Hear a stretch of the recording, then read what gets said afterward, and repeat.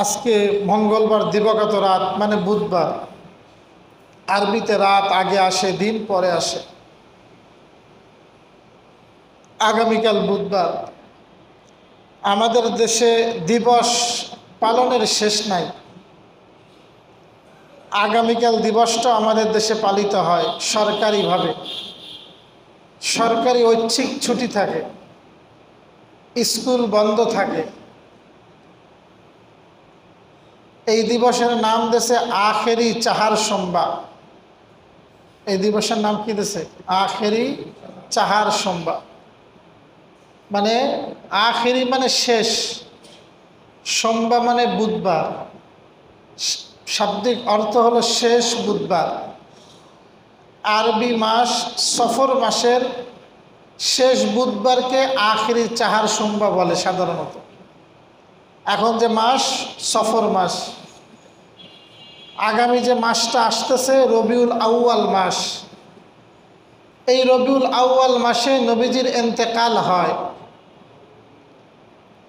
নবীজির জন্ম রবিউল আউয়ালে, মৃত্যুও রবিউল আউয়ালে। আমাদের সমাজে প্রচলিত বিশেষ করে মকসুদুল মুমিনিন একটা বই আছে, অনেকের ঘরেতে ঘরেতে আছে।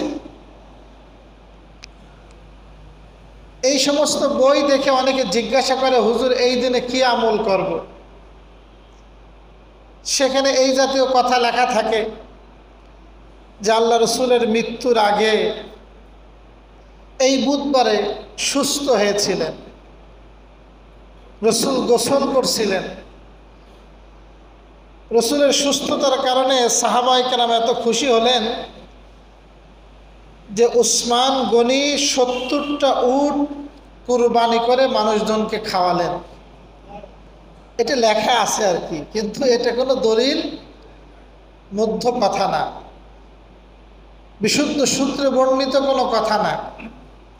বরং আল্লাহ রসুল, যেটা ইবনে কাসিরের মত, বৃহস্পতিবার সুস্থ হন, বুধবারে না। আর এরপরে রসুলের বেশি দিন বাঁচেননি, সোমবারে মারা যান। বৃহস্পতিবার সোমবারে মারা গেলেন, মানে মাঝখানে 3-4 দিন।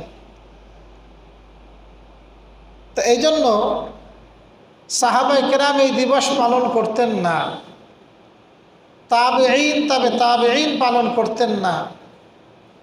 এবং এই দিবস উপলক্ষে কোনো ইবাদত শরীয়তে হাদিসে কোরআনে পাওয়া যায় না।